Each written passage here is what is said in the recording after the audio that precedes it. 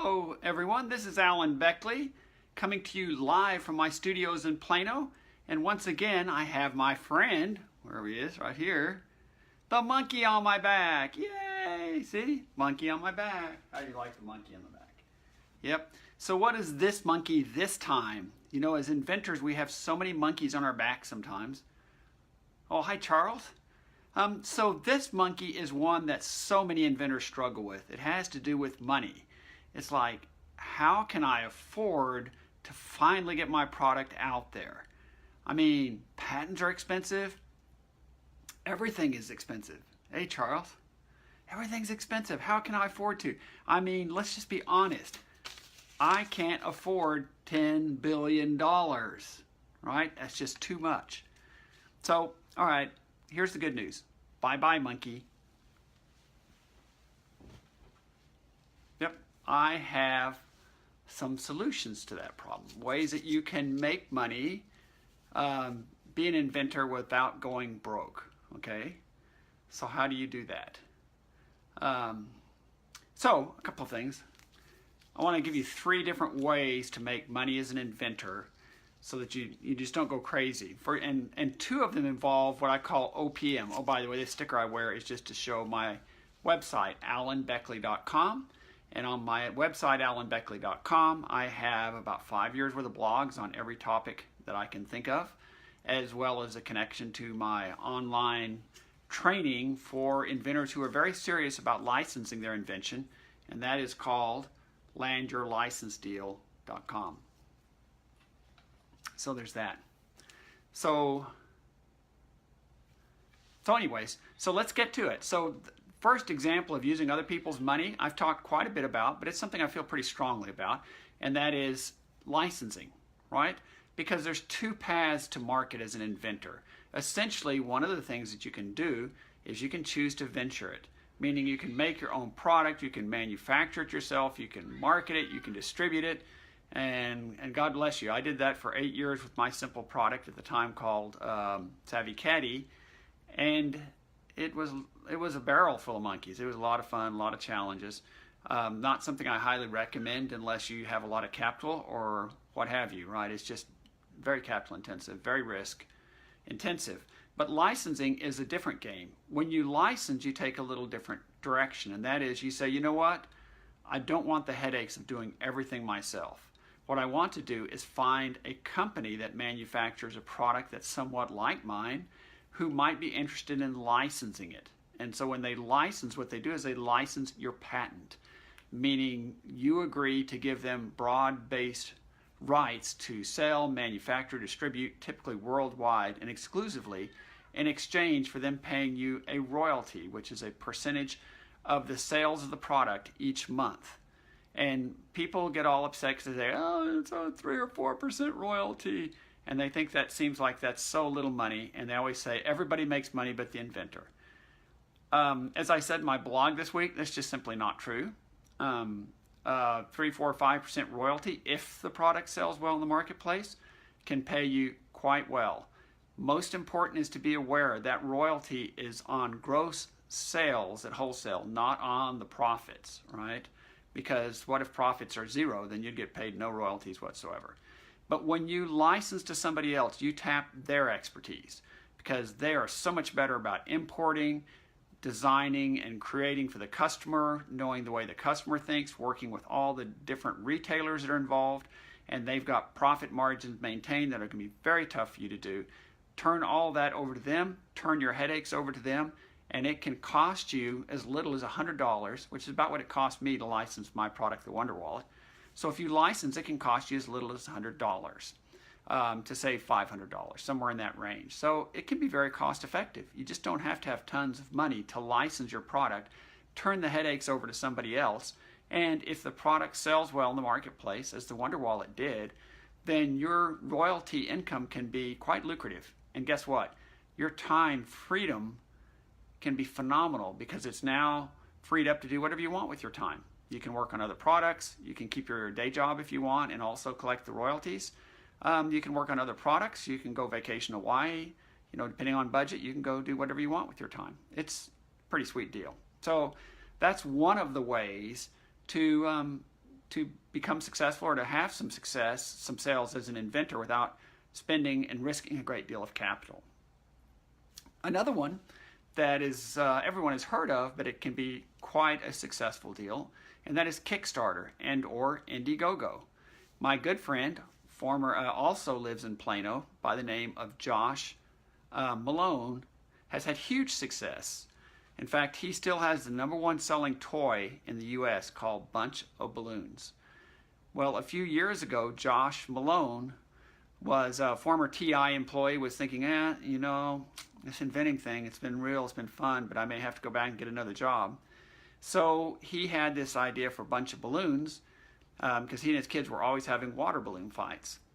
So he just didn't have tons of money, so he went ahead and put together a Kickstarter campaign with a target goal of $10,000. Now, full disclosure, it was a very well done campaign with a very good video. That's important for Kickstarter for success. So within the first day, he blew way past his target, and before his 30 days was over, he had over $900,000 off of Kickstarter. It finished out at just under $1 million. Talk about overachieving.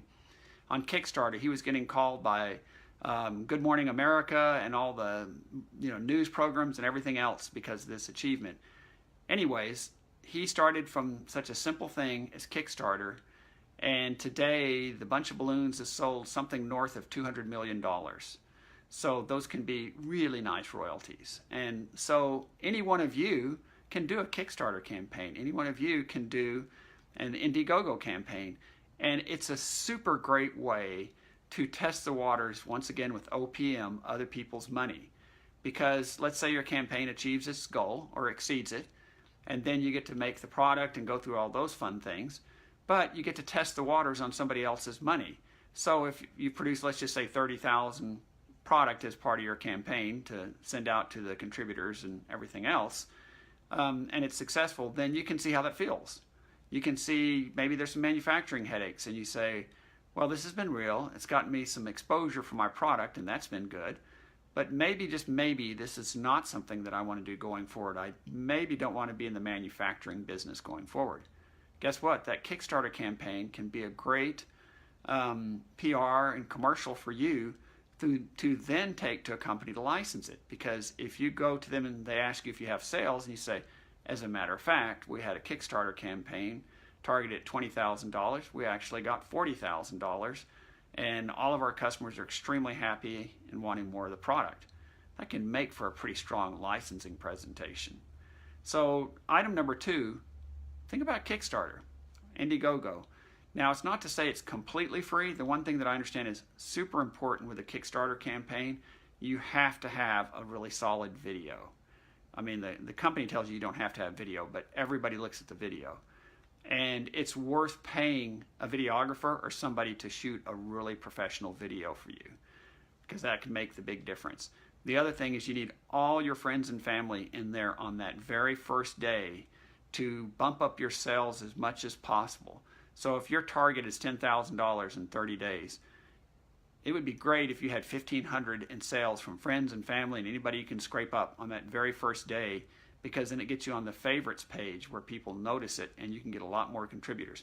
I personally have never done one of those campaigns, but that's what I understand is really important, is to get on the favorites page that first day if you can. So there's a lot of work to a Kickstarter campaign, but it's another way to use other people's money, and it's another way to create a product and something of value to test the market, or in the case of Josh Malone, to create the basis of a phenomenally successful product without risking much capital. So that's item number 2. So item number 3 is, taking a different look at it. Just make your invention a side hustle. I mean, nothing says you have to go into business and create the next great whatever it is and go out there. You can do it as a side hustle, and something different with that thought process. Why would you want to spend $5,000 plus if your primary goal is just to sell to some friends and some family and maybe a few places here and there? Maybe make yourself $2,000 or $3,000 a month in sales. Then there's nothing wrong with that, and it could be a nice side income from you, as long as you just understand that there is a potential, if you're not patented, that you could infringe, or you could get a cease and desist letter from somebody at some point saying you're infringing my patent. And if that letter is real, you might need to be able to shut down your production. But generally, if it's a side hustle and it's not a lot of money and not a lot of inventory, that's not a huge hit. And you know what? The likelihood of somebody contacting you in that way, if you're not having huge sales, is pretty low. So there's absolutely nothing wrong with doing a side hustle. I talked to an inventor the other day. He's got about $3,000 a month in sales from his invention. He just ships it out off his website, internet, maybe some Amazon sales. Plus he works full time. Works pretty well for him. He likes the side hustle. So anyway, I'd like to just sum up by saying, yes, you don't have to have that monkey on your back. You can indeed find creative ways to make money with your product. And two of them are OPM, using other people's money. And the first of those is to license your product in exchange for royalties. Even a small royalty percentage, if the product sells really well in the marketplace, as Wonder Wallet did with over 1 million units in the first year, that royalty can be really nice money for you. OPM, or item number two, OPM number two, is Kickstarter or Indiegogo. Just do a Kickstarter campaign, see where it goes, set up your goal, and see if you make it. And if you do, it gets a way to test the market, and you may end up being like Josh Malone and have a huge home run from it and get you into the market in a big way. And then final one is just step back and say, I like this product. Lots of people want to buy it from me, but the retailers don't care so much. So I'm just going to do it as a side hustle. Just going to make $500,000, $2,000 or $3,000 a month from sales off my website, etc.